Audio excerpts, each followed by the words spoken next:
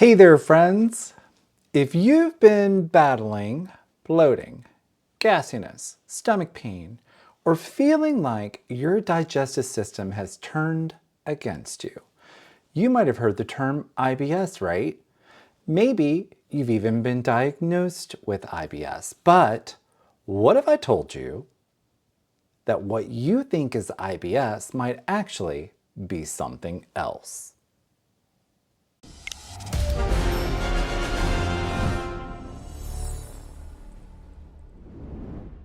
Up to 80% of people diagnosed with IBS might actually have something else called SIBO, small intestinal bacterial overgrowth. Yep, it's true. And today we're going to break it all down for you in a way that's easy to understand and easy on your tummy. So let's dive in. So what exactly is SIBO? Well, your gut, it's like a busy neighborhood. There are bacteria everywhere, but they're mostly supposed to hang out in the large intestine. But in people with SIBO, some of that bacteria sneak up backward and into the small intestine where they don't belong. And when that happens, things can get uncomfortable. Instead of helping you to digest your food, these bacteria start fermenting what you eat, like bread, pasta, and even some fruits and veggies. Fermenting food creates gas, which is why you feel like a balloon after eating. Plus, it causes all kinds of other tummy troubles. Now, let's talk symptoms. IBS and SIBO, they share a lot of the same symptoms, but there are a few key differences that can help you to figure out which one you might be dealing with. First off, there's bloating and gas. With IBS, you can have gas, but it's not always extreme. With SIBO, however, that gas can make you feel like you're about to float away after a meal, especially one containing carbs. The second thing that both can share is abdominal pain. Now, with IBS, it's generally a belly ache. It can be kind of constant or chronic. It can come and go, and there may not be any rhyme or reason to that belly ache. However, with SIBO, the abdominal pain that you may experience is usually going to happen after eating. Oftentimes, you're going to have more intense pain after eating, and particularly within 30 minutes to 2 hours span of time. The third thing that both IBS and SIBO can have is either diarrhea or constipation. Now, IBS often leans one way or the other, so you'll either have chronic constipation or you'll have chronic diarrhea. However, SIBO often allows you to swing between both diarrhea and constipation, oftentimes depending upon what you've been eating in your diet. And here's the big one: unexplained weight loss. If you're losing weight without trying, it could be because your body isn't absorbing nutrients like it should, which can be a major sign of SIBO. So let's talk about how SIBO happens. So how do these bacteria just even end up in the wrong spot in the first place? Well, your body has this amazing cleaning system called the migrating motor complex, or MMC for short, because of course everything in medicine has to have a mnemonic. Think of the MMC as a janitor that is sweeping bacteria out of your small intestines when you're between meals. Now, it can take some time for that janitor to get to work, so if your meals are too closely spaced together, i.e. you're snacking too much, then the janitor will go on break. The janitor will not sweep those bacteria out of the intestines as he or she is supposed to. Now, when something messes with the MMC, like after a stomach infection, surgery, or even stress, the bacteria just aren't going to be cleared out or swept out. They're going to settle in your small intestine, and boom, you've got SIBO. So what can you do? What can you do if you think that you have SIBO?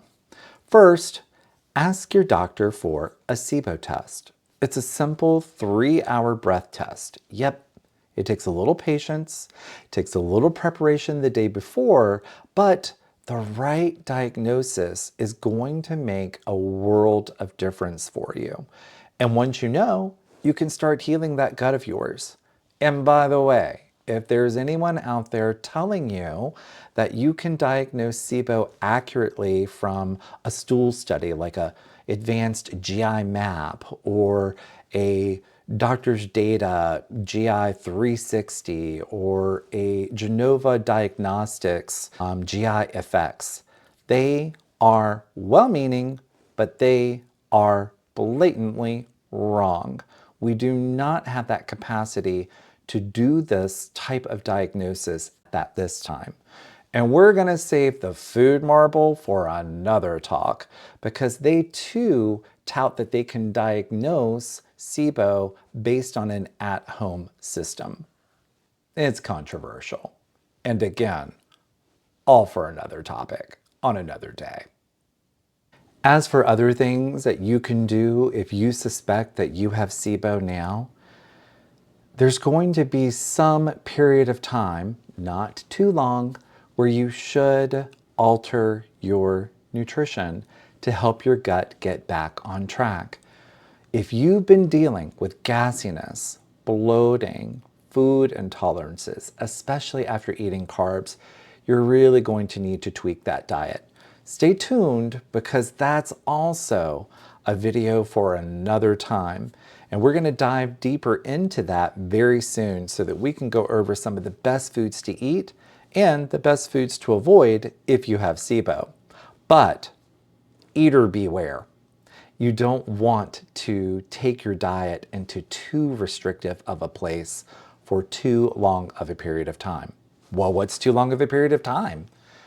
If you're following the FODMAP diet, which is the most popular diet, one that I don't really condone for SIBO, please don't follow it for longer than a couple of months.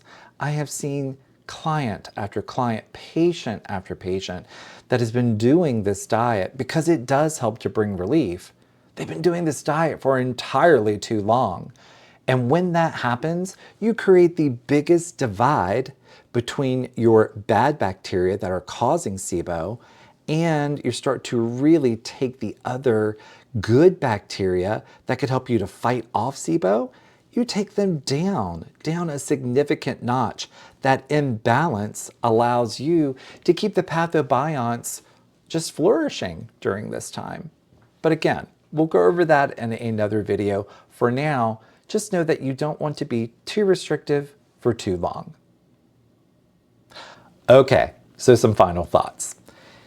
Remember, if you've been struggling with what seems like IBS, but nothing seems to help, it's worth checking to see if SIBO is a culprit. Once you know what's really going on, you can take those steps to feel better. You deserve to have a happy, healthy gut, and I'm here to help you every step of the way. If you look down below in the description, you will see that there is a link to my top 3 tips for helping those that suspect they have SIBO, or even helping those that know they have SIBO. They're going to include some very important things like probiotics, like changes to your diet, and most importantly, starting to tame your stress. I can't tell you enough how important it is to tame that stress because there's such a connection between what's happening up here and what's happening down here. So thanks so much for hanging out with me today. And don't forget to hit that subscribe button if you want more tips and tricks to heal your gut. And don't forget to download our 3 top strategies for you to take quick action to help you with your symptoms. I'll see you in the next video.